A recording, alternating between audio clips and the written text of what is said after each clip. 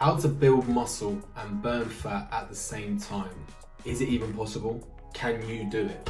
Simple answer, yes, it is possible, 100%, but only for a certain category of people.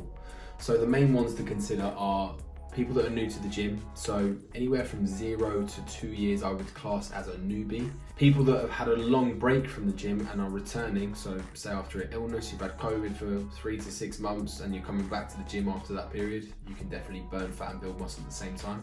And people on performance enhancing drugs, that's probably not going to be you. However, in my opinion, and from my personal experience with my clients and myself, there is one more group, and that is for people that have trained for more than 2 years, but haven't necessarily trained the best they could have been. And what I mean by that is their training structure, their training plan, their frequency across the week, that all kind of comes into the training plan itself, their training intensity, training accuracy. There's so much that goes into it that people don't really consider. And they may have been training for 5-6 years and then, only start to gain the knowledge of how to train properly after that period, in which case I believe it is possible for those people to burn fat and build muscle at the same time. Most likely, if you're watching this video, you're in that category or you're fairly new to the gym. So I want to explain steps that you can take to level up your training and other variables outside of the gym that are going to speed up your progress and potentially help you burn fat and build muscle at the same time. So to get a bit technical, what that is actually called is body recomposition. That is where you're burning fat and building muscle at the same time. So firstly, let's talk about training. A lot of people go into the gym without an actual solid plan in place. So if you can have a training plan where you're aiming to train your muscle groups at least twice per week with enough rest periods in between each session.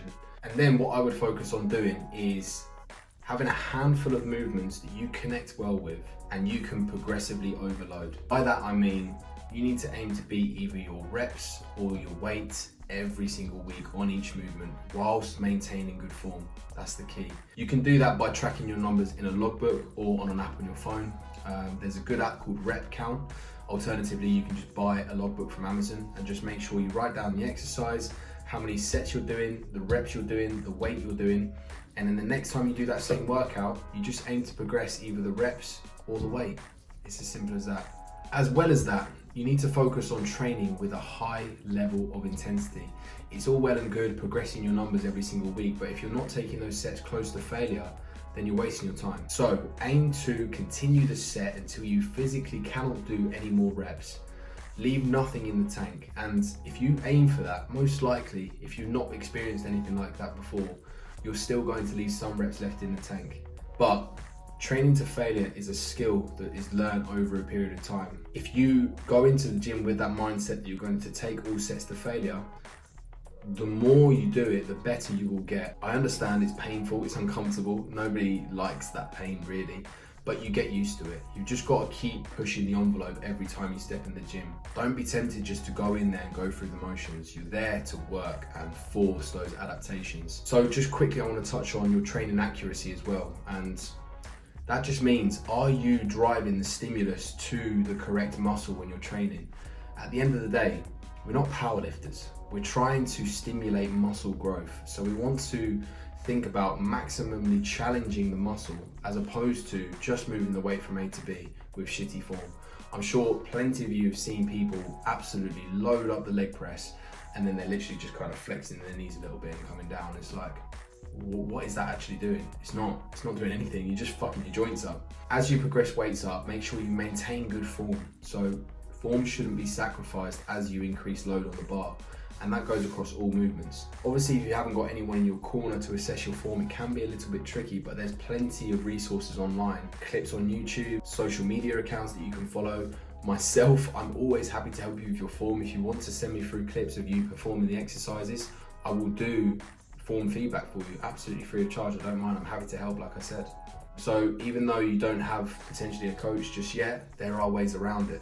You've just got to be willing to want to improve. Next point to touch on is your nutrition, a very important part that a lot of people struggle to get right because it's a bit confusing on what to do. Now, if you're someone that's in a position where you're looking to burn fat and build muscle at the same time, what I would do is try to stick around maintenance calories. The way that you work this out is you would eat your normal diet for 1 to 2 weeks, but track all of your food. Make sure you don't change a single thing in your diet. Just eat the normal foods that you would day to day, but track them instead.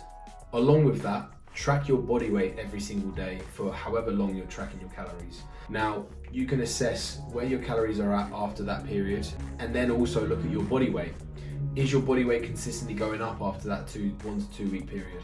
If yes, you're in a calorie surplus and you most likely need to bring your calories down a little bit. If your body weight is around the same level, it's fluctuating up and down a little bit, but on average it's staying around the same, you're most likely at maintenance calories, so that's spot on.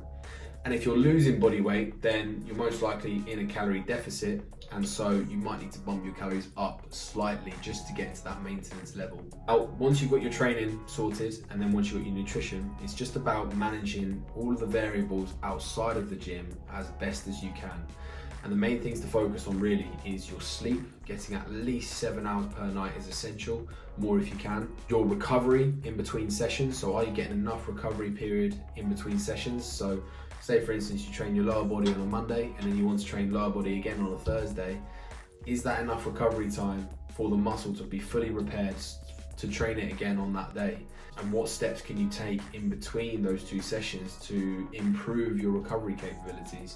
So say for instance you trained legs and then went for a run Tuesday and Wednesday, your legs aren't really going to have a chance to properly recover, so it might be better to pull back on the things that are affecting your body's recovery capabilities to give them a chance to recover better. And the final point to consider is your stress. Now, not many people think about this, but when you're highly stressed, the body goes into a catabolic state, which means it breaks down muscle tissue. And obviously we don't want that at all. So if you can try to mitigate your stress levels across the day, a good tip that I give to my clients is try to have a look at what's causing you stress throughout the day. What things are you in control of, and what can you remove to cause less total stress on your life? So have a think about that. So with those 3 things, your training nailed, your nutrition and the variables outside of the gym that I spoke about, you can definitely be in a position where you can burn body fat and build muscle at the same time. But one final point to consider. If you really want to optimize your progress in the gym in terms of building muscle, you need to either pick a fat loss phase to prep you for a gaining phase, or go straight into a gaining phase if you're lean enough. What I mean by that is you wouldn't start a gaining phase, which just means you go into a calorie surplus, if you're already fat. So if you're in a position where your body fat is too high, you need to do a diet first and then go into a gaining phase. That's going to be the best approach for you to take if you want to maximize your progress in the gym. But this video is for people that want the best of both worlds. So they want to burn fat and build muscle, but just realize that you might not be fully optimizing your progression if you go down that route. So I hope this video helped. If you've got any questions at all, please DM me on Instagram. Honestly, I'm always happy to help.